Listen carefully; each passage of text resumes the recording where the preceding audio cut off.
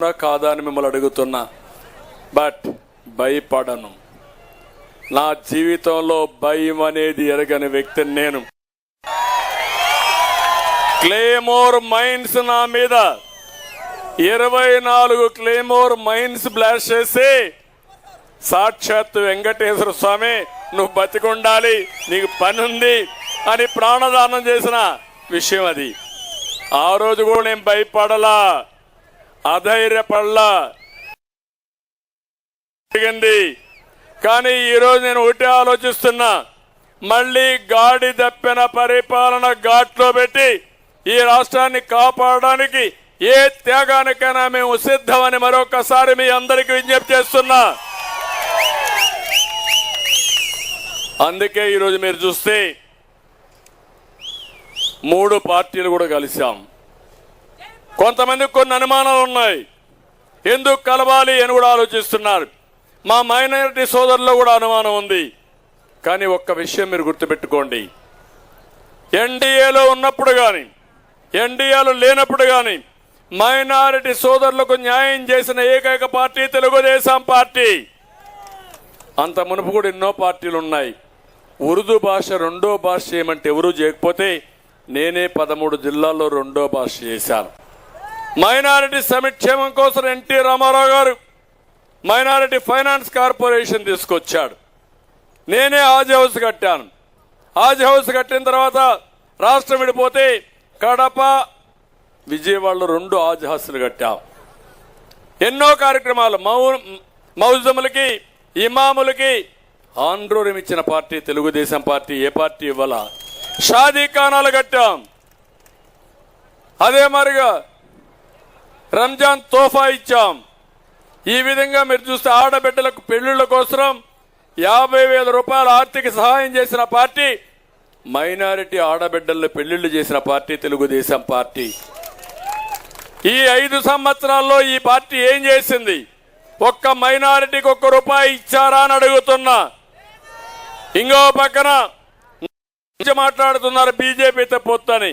5 ఏళ్లు మీరు చేసింది ఏంటి? అన్ని మీరే, అన్ని వాళ్ళు ఇచ్చిన పాలసీలన్నీ మీరే పార్లమెంట్లో సపోర్ట్ చేశారు. కాబట్టి ఇవన్నీ మళ్ళీ వాళ్లే వస్తారు. వచ్చినప్పుడు వాళ్ళు వచ్చి పొత్తు పెట్టుకుందాం, ఈ రాష్ట్రాన్ని బాగు చేయడానికి మేము కూడా ముందుకు వస్తామంటే ఆ పరిస్థితిలో 12 లక్షల కోట్ల రూపాయలు అప్పు చేశాడు అప్పుల అప్పారావు. 12 లక్షల కోట్ల రూపాయలు. అదే మరి అన్ని వ్యవస్థల్ని సర్వనాశనం చేశాడు. ఇప్పుడు నేను ముఖ్యమంత్రి అయినా లేకుంటే ఎన్డీఏ అధికారంలోకి వచ్చినా కేంద్ర సహకారం లేకపోతే ఇక్కడ పనులు అవ్వడం కూడా కష్టం. అమరావతి సర్వనాశనం అయిపోయింది, పోలవరం విధ్వంసమైంది, పెట్టుబడులు పరారైపోయినాయి, యువత భవిష్యత్ అంధకారమైంది, రైతుల ఆత్మహత్యలు పెరిగిపోయినాయి, ఆడబిడ్డలపైన అత్యాచారాలు పెరిగిపోయినాయి. ఈ సమయంలో ఈ రాష్ట్రాన్ని కాపాడుకోవడానికి అందరం కలవాలనే ఉద్దేశంతోనే ఈరోజు ఎన్డీఏ అంతా మీ దగ్గరికి వస్తున్నాం. యువత ఇంటింటికి వెళ్ళి మీరు చెప్పాల్సిన బాధ్యత మీ మీద ఉంది. అందులో కూడా ఎవరెన్ని సీట్లు పోటీ చేస్తారో ఆలోచించలేదు. 3 కలిశాం.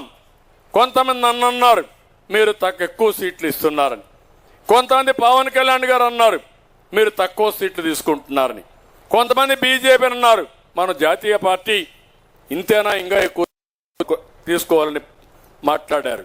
కానీ అల్టిమేట్గా మేము ఆలోచించింది సీట్ల కోసం కాదు, ఎవరెన్ని సీట్లు కాదు, అందరూ సమానం. ఈ రాష్ట్రాన్ని కాపాడాలి. ఈ రాష్ట్రాన్ని కాపాడడానికి మన వంతు బాధ్యత మేము నెరవేర్చాలని అందరం కలిసి మేము ముందుకు వస్తున్నామని చెప్పి కూడా నేను మీకు తెలియజేస్తున్నా. అందుకే ఒక మాట చెప్పాం, జెండాలు 3, అజెండా ఒకటే. అదే ఆంధ్రప్రదేశ్ రాష్ట్రాన్ని కాపాడుకోవడం. ప్రజలు గెలవాలి, రాష్ట్రం నిలబడాలి. ఆ రాష్ట్రం నిలబడినప్పుడు మా తమ్ముళ్ళ భవిష్యత్తు బంగారు భవిష్యత్తు కావాలి. చేసే బాధ్యత నాది. ఎయిర్పోర్ట్ వస్తారని చెప్తాను. నిన్ననే మీరు ఒకసారి చూస్తే ఇంకొకసారి నేను ప్రపంచమంతా బ్రాడ్ పిక్చర్ చెప్పాను. మన రాష్ట్ర భవిష్యత్తు చెప్పాను. కుప్పం భవిష్యత్తుకు వద్దాం. తమ్ముళ్ళు మీరు ఒకసారి చూస్తే గళవలో మీ అందరి కోసరం 20 లక్షల ఉద్యోగాలు ఇప్పిస్తానని నేను చెప్పాను. అది కనీసం అంటే 20 లక్షల ఉద్యోగాలు. 3,000 రూపాయలు నెలకు నిరుద్యోగ భృతి ఇస్తాం. ఒకప్పుడు ఇచ్చాను, ఇప్పుడు 3,000 రూపాయలు ఇస్తాం. ఇది అయిన తర్వాత వర్క్ ఫ్రమ్ హోమ్. మీ ఇంట్లో మీరు కూర్చొని ప్రపంచంలో ఏ కంపెనీలో పనిచేయాలన్నా ఆ కంపెనీ మీ దగ్గర తీసుకొచ్చే బాధ్యత, వర్క్ ఫ్రమ్ హోమ్ తీసుకొచ్చే బాధ్యత తీసుకుంటాం.